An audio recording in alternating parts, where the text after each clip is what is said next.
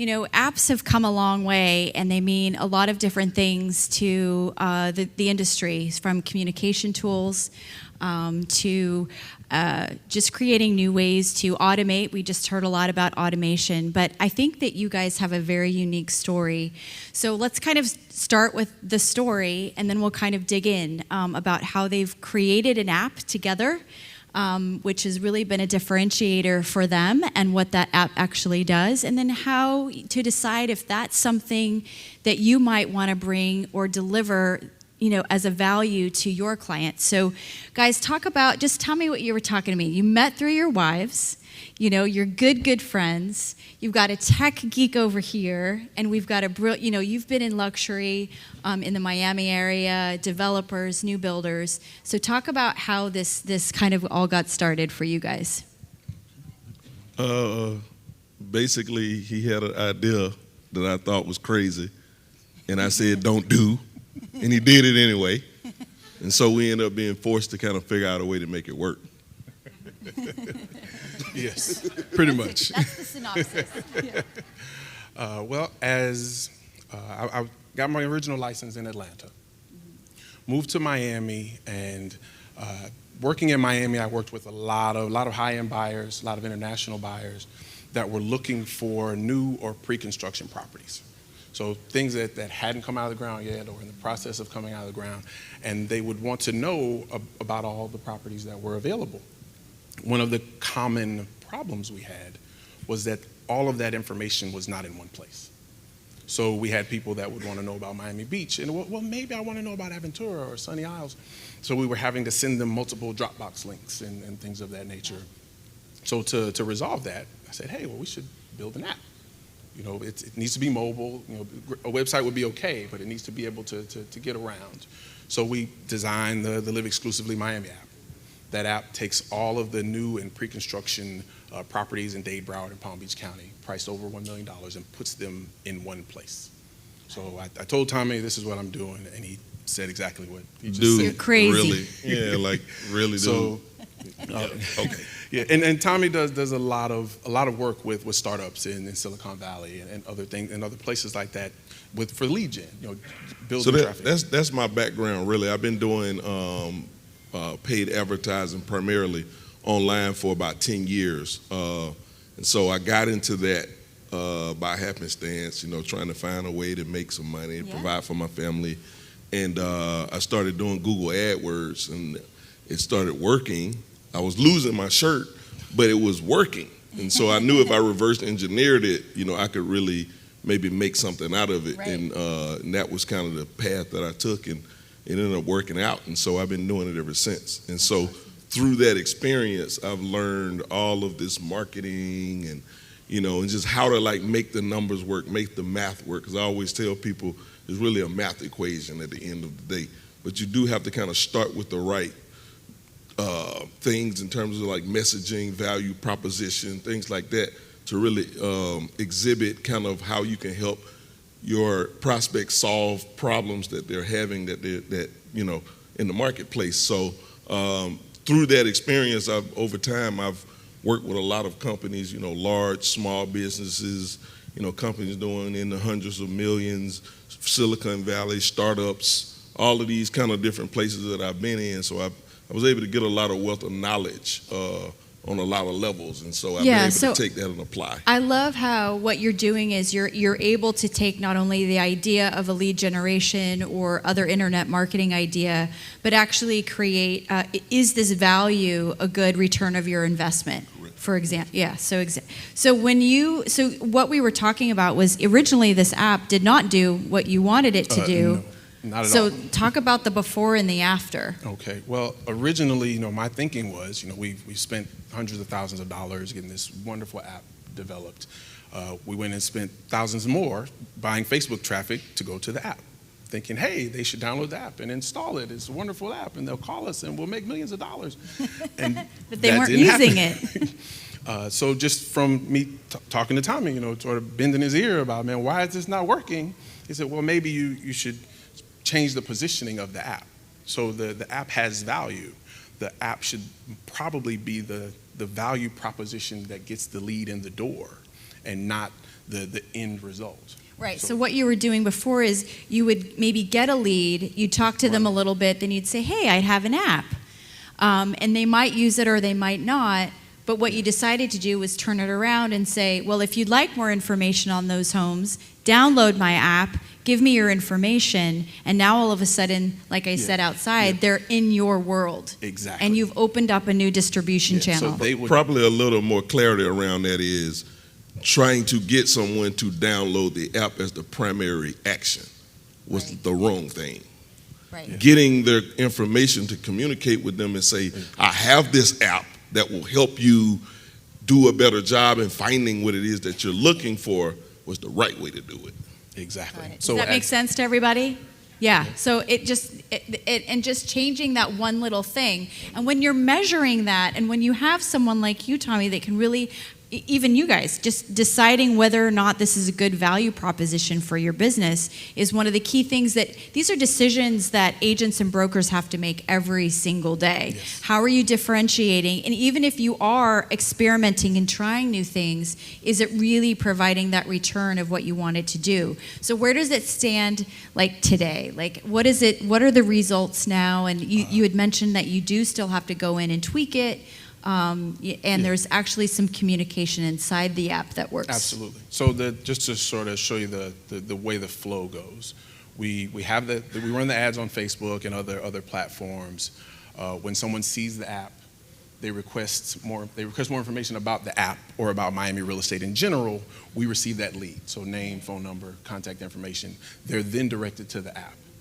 After that happens, a member of our team, we call them real estate concierges, reaches out. Hi, how are you? Gets a little more information about their buying timeline, their budget, location, things like that. Mm-hmm. Also reinforces, hey, if you have any questions, feel free to look at the app. You can reach us from there too. But we also, the follow-up sequence is independent of the app. So we encourage them to go to the app, but we have agents that reach out to them. Right. To date, we've done probably a little over $5 million in transactions. We have maybe another, let's say maybe 20 at various stages in the pipeline. A lot of that is international. Generated from that. Generated from 100%. You know, Yep. we have we range between say 15. We've had as many 35 leads a day. Wow. So which may not seem like a lot, but we're much more targeted. We're talking quality, not quantity. Right. So we could scale that, you know, Yes. and spend 3, 4, 5 times what we're spending on traffic to get 100 leads a day. But we're really focused on response times, quality, making sure that when this person comes into our funnel, that they're getting engaged because they're coming for a specific property. These are our buyer leads that are giving us budget, timeline, location. I want a condo in Miami Beach for $2 million, 2-bedroom, 2-bath. Right. You know, and I'll be in town because I'm coming from Sao Paulo, Brazil in 2 weeks. So what I love, and being a marketer myself, the thing that I love about hearing about all this is this creates, it solves a lot of problems that I think that in the real estate industry we have, which is number one, creating valuable content. Yes. Right? We need to be very specific with our target personas, what are those buyers and sellers really looking for? How can I provide content that gives them value without spending, I juxtapose this to spending, building that website or spending a week, blogging about all of these new things. So what you did was you created something that almost automates the content, but it also targets the right people in the funnel to give them the information that they want at exactly the right time. And then it also, gives you that opening in conversation so that when you finally have those conversations, you already know what they're looking for, what their price range probably is, what area they're looking in, and then boom, you can kind of just go from there, Yes. put them into a different category if those first conversations don't, unfold into something else, and then you can move them into email marketing. So We've had, just to that point, Go ahead. we've had people that have been on our lists for over 2 years come back and buy $2 million condos. Yeah. So the follow-up sequence is great. And at that time, when those particular transactions happened, we weren't at any level near what I'm doing now. You know, Right. me and Tommy were sort of having conversations in passing, and I was fumbling through it, trying to figure it out.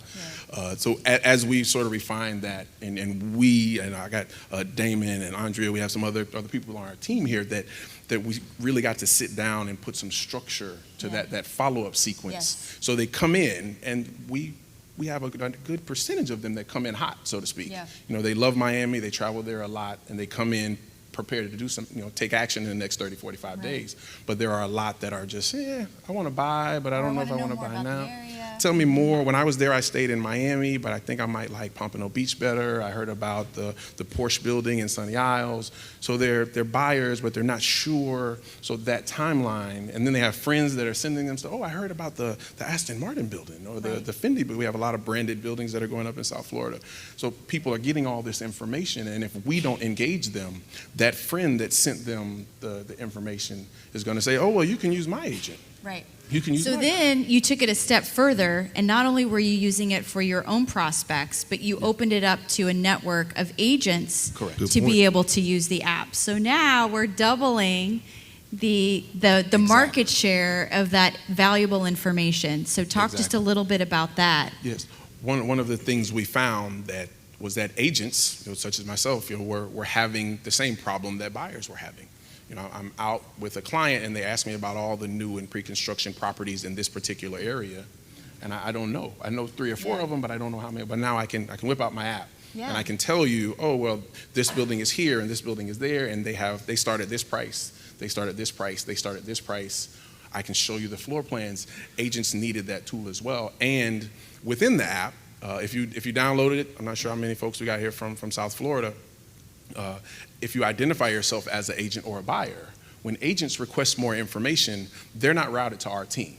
So we're not cutting in on their commission or anything like that. Agents are routed directly to the developer for that information. Buyers come to us, of course, but the agents get to use the app as a tool. It's just that, as a tool for them. It gives us more credibility long-term with the developers, of course, because then we can say we're sending them traffic, not only buyer traffic, but also agent traffic.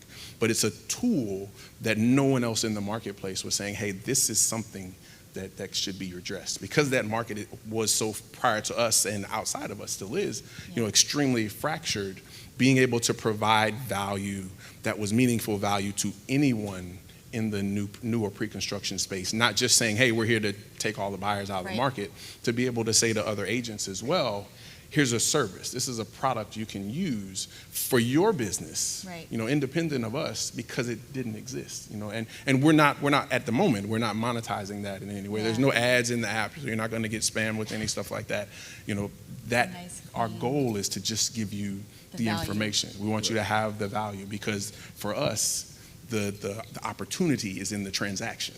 It's not in the advertising model, so to speak. Yeah, so for those agents or brokers that are thinking about maybe an app might be a good value, where do you start with that? So Tommy, maybe you can talk a little bit about, you know, not everyone, that's not a right choice for everyone. And I know that we're talking about, like, you know, should I or shouldn't I?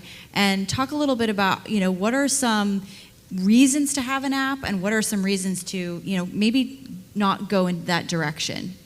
Yeah, I think the silver lining really is just about having a unique value proposition, first and foremost. I think, you know, like I said, I couldn't see the idea when he came with it on the app. Like, it just didn't make sense to me in terms of, like, my skill set and how I will be able to help him successfully generate leads with it. It just, I could not see it. It wasn't until he had it, and because we're friends and I do want to help him, that it's like, okay, let me kind of rethink what, you know, how can we actually use this to actually accomplish what he want to do.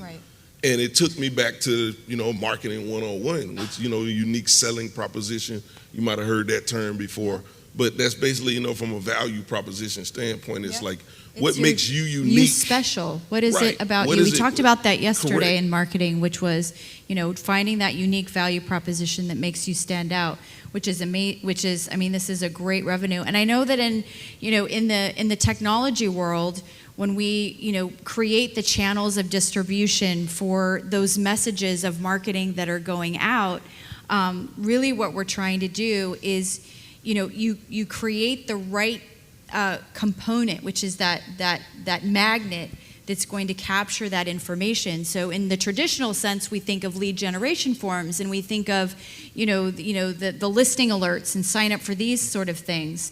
And what you've done is you've wrapped all of those things into this app. So for those agents that don't necessarily have a best friend that does this and can help us do that, what are some ideas about starting an idea like that? Where do you go to find people that can build these things for us, and then also help us, sort of work through the technology side of that? Right, so that's what I was getting at, maybe it's not necessarily going and building the thing. Mm-hmm. Maybe it's, creating a manual version of what the thing could become to prove the concept, because that's another thing that I really like to focus on, when we're doing things. Like, we have these theories, and I'm very big on data. One of my big things that I say is let the data dictate your decisions. And a lot of times what we'll do is we'll get in over our head on something that we so kind of, gung-ho about doing, which in this conversation was, why are you going to put all of that money in an app and you don't even know, you haven't even do what it's supposed to do. Right. Exactly. So before you even go and build it, I think it kind of starts at what is my unique value that I can bring, and how can I create some manual process that's maybe not too involved, but in its simplest form that I can then put out into the marketplace and see what kind of response I get in other words, before I go too deep. Right. So what he could have done maybe before investing all the money into the app was say, what I'll do is I'll create some informational reports or manuals or something that's a collateral, as it were, that they could download, get the information, and you can do it that way. Putting all those Dropbox links, we get a lot, the developers send us Dropbox links, so putting all those Dropbox links on a page, and then running traffic to that page, and then saying, well, this works, so I can grow from that page to an app. Finding that value proposition. For us, it's new and pre-construction. For you, it may be something else that you offer in your specific market, access to data, experience, certifications, stuff like that. Just being able to frame yourself as, I'm here, I have this, or I can give you this, and no one else can give you this. Right, and I love that, because the two things that hit me when I hear data, being data-driven, and the other thing about creating that unique value proposition is that if you're getting feedback, fairly consistent feedback from the clients that you already have, maybe they have a very common problem that they're always looking for solutions for, which is what happened with you.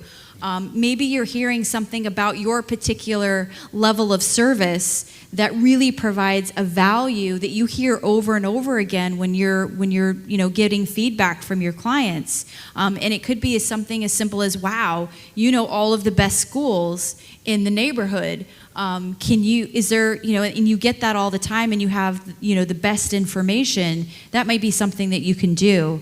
But if I wanted to do something, let's see if we can just come up with a couple of ideas that might go into an app version. Because I think that when we're thinking about technology, we tend to think more about home search. We tend to think more about, organizational productivity type apps. What was something that you learned through building this app that made you say an app is the right thing to do here? Well, for us, targeting internationally was very big, and a lot of those people were coming in and out of the country, so they were mobile. And building websites, I have a background in marketing before I was an agent, so building websites was something that seemed very interesting to me. But getting browsers and mobile apps, there was a lot more there. Translations, exactly. All there was of a that. lot more there to that. So I thought, well, how can we differentiate from that? At the time, I was an Android person. I like Android devices. I do have an iPhone, though, because I have an iPhone app. But that's another story. The panel is over. No, I'm just kidding. We found, though, that with a lot of the affluent buyers, they were iPhone users. And then in running ads from previous projects on Facebook, that we could target by device. As many of you know, there's a couple of other panels that have talked about that. So saying, hey, well, how can I target these high-end buyers outside of the Mobile, country. outside of the country. Exactly. Yeah. We're finding traits that all of the international buyers, I shouldn't say all, the majority of the international buyers that I was encountering Right. had in common. So when we started running ads, our baseline was that the vast majority of them were male. They liked golf. They were over 40, and they had iPhones. That's data right there. That's good. So Good to gold. start with that is Yeah. like, hey, well then, in my mind, the natural thing to do was to build an app. Yeah. Tommy would tell me, as he said before, well, maybe we should start with something else. But I just sort of jumped over that and went and spent a Did bunch of money Tommy on help that. you build the app, or did he just finish the idea afterwards? We had another company that actually Yeah. designed the app. Tommy and Damon and Andre actually had all of us talk, from a tech standpoint, agent standpoint, about the content that went into the app. But we found an amazing team that was able to put a beautiful app together for us. And It is we were able beautiful, to yeah. walk through specifically what we needed it to be. We wanted it to be image driven. We wanted it to be real low on sales, very, very heavy on pictures and information. Right. So you can download the app and you can get the beautiful building renderings, the views, the floor plans, the architect, the designer, all the price ranges, all of those important things that you want to know if you're just sort of trying to figure out which building I'm interested in. And then when you're ready to take that next step, you can then reach out for more information. You can request it via email or via phone. One of the other services there that we talked about a little earlier before, we have proximity alerts. So if you have the app Right. and you're staying in Miami Beach and you really like the Fendi building, Right.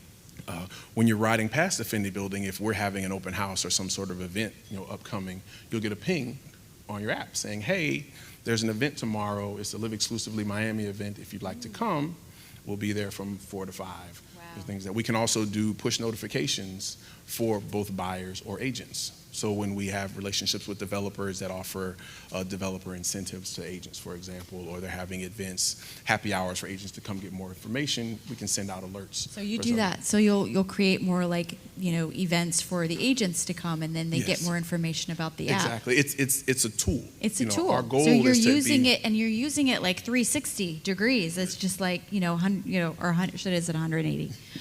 But you're using it, full circle to really promote everything that you're doing. Exactly. Yeah. In both the agent and buyer communities. Yeah. So it was very important to me that we didn't just solve a problem that buyers had Yeah. and not address, I think some of the larger companies do that. They solve buyer problems without solving agent problems. So in the long term, it comes back to bite them because Right. the agents are getting boxed out or feel like they're Right. getting boxed Right. out. So Good we point. came up with a tool that helped buyers, but it also helps those agents because agents can then say, hey, if I have a relationship with my buyer, I'm not worried about him going anywhere. Right. You got any questions, man, you should download this app. Yeah. So when you're on the plane, you can just sort of thumb through it and see, and then when you get here, you can say, I like this building, I like this building, I like this building. He can share those properties with me from his app. Just say, I like these, but it's a tool. So it's very, very versatile in Yeah. that everyone can use it. Agents don't have to feel like, oh, if my buyer finds out about Live Exclusively, I have a problem. Right. You don't, because they have the same information and you Right. can tell them what's there. So that was a big part of us designing it from a functional standpoint, making sure that both agents and buyers could get meaningful use out of it. It wasn't Right. just So something it's not that just pretty. the information; it's actually using the app as a tool that solves another problem, which is getting the information out there to as many people as possible. Exactly. Yeah. So I absolutely love the idea. What do you guys think? Yeah, really, really good and creative. I love that. I mean, this is what, and the thing I love about Connect too is that we get to hear from people like you that have actually gotten together and created the technology around that. So when you go to search, and I'm just asking as just a complete naive person, if I wanted to go find a company that builds apps, is there like a Fiverr or a place to go how do you find someone that builds apps? That may be a dumb question. I'm sorry if that I is. love but- Fiverr, by the way. What- Fiverr's great. Fiverr is the bomb. I wouldn't get an app built on Fiverr, but Me either, for everything but else. A lot of other stuff Yeah. I would use. Yeah. Referrals. Okay. That is what I would love to say, go here. Yeah. But, Upwork, Odesk are places I found very talented programmers. But if you're going to spend that kind of money, And what kind of money are we talking about here? for us, it was well into six figures. Okay. So you can get a good app done for under $50,000, but Okay. because of what we did, we put a lot more into that. But I would say referrals. Okay. Referrals, find someone who has done it. Right. We'll be happy to speak with anyone afterward to give you contact information on the guys that did ours, or I have a couple other guys that we know of. But even if it's not me, if you know someone else who has an app or has a website or has a variation of what you're trying to do, referrals are the best place to start for accountability, for the same reason that they're the best way to start in our business. Yeah. For accountability, you know what these people are capable of, and when you're doing something like this that's going to have this much of an effect on your business. Yeah. You You know, want to hire a pro. exactly. Yeah. It's accountability, someone that, Yeah. if you don't do right, I can say, hey, Tommy, man, you told me this guy was great. But that happened. That's why the referrals Tommy, are you're in great. trouble. So it's referrals are the best way. A couple Elance, again, Odesk, Okay. Upwork, I think it's called now. Upwork. Yeah. Upwork. It used to Upwork. be, it used to be called Upwork. Odesk, and now it's called Upwork.com. .com. Are places I've found a lot of very good talent. So if you don't have any referrals, those are great places to start. But I would strongly suggest just find a referral. When it comes to any digital work, any program, websites, not just apps, referrals are the best place to start with technology. Right. So, yeah. Oh, well, like I said, we have We had the 5 million. You've had 5 million We've come out closed from 5. it. Yep. We have at various stages in that process. I went from doing it myself when I was talking to Tom. I have a team of 5 agents now. We may be rolling out in 2 other markets in the near future. I can't really elaborate on too much on that. But it's allowed me to scale. So before it was just me. We were doing a lot of stuff locally. We've gotten a lot more diverse data. You got us sitting here. Yeah, we're here. So They're here at Inman Connect. South American, international leads. There's bigger, larger conversations with Yeah. people we can't necessarily Yeah, disclose. so It's been from a dollar value, it probably quadrupled my business. So, but understanding the data that we're getting. So I don't want to minimize the fact that we're making good money, but the value of the data long term about who's buying, where they're buying from, and how we can partner with other organizations to leverage that data for other things, whether it's training other agents, whether it's going into new markets. We're sort of working on really being able to generate property-specific leads. So if you have a building in this place, we can generate people based on big data and other things that we have that are interested Create in a list of people that might be prospects, and then maybe sell that list. And sell the list or just market to the list. We can go to a developer and say, I can generate you 30, 40, 50, 100 leads a day of people who we know are buying here. Right. Based on data, based on the data that we've generated from the app. So the app itself, and a lot of the other speakers here have talked about Facebook targeting and things like that. Being able to understand the data that you get in the results. The deals are great, so you want to grow your business, but being able to understand those numbers is what allows you to grow your business even more. Right. It's when many of us are licensed in multiple cities.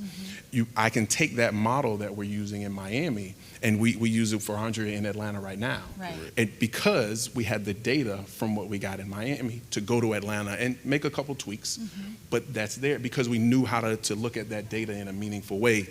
Thanks to this guy, but that's what one of the big takeaways I would encourage you, whatever you're doing, when you offer that value proposition, when you're running those Facebook campaigns, to really make sure that you understand the data, because that's where the magic is. Yes, because when you're getting that information back, and I think that in marketing, that's kind of a big thing. When you have the big creative ideas that you launch, whether they're email campaigns, drip campaigns, social media campaigns. The glory is in the clicks and in the engagement, but the results that come after that and the data who clicked, How did they click? What were they Yes. really most interested in? Yes. It's the follow-up of that data that helps you make the decisions regarding the next step. So I'm going to bring that back to your idea, Tommy, of if you have an idea about a process or a value that you have in that value proposition, make sure that you're documenting it first in a very manual sense, see if it works, unroll it in a regular, normal way, and then if it looks like it might translate well as an additional tool with other actions, then that might be your clue to make that a differentiator for you and build an app. Exactly. Bingo. And I got Bingo. 5 seconds left and I am done. These guys are awesome. Thank you so much, Nathaniel and Tommy Powers. Thank you. you very much.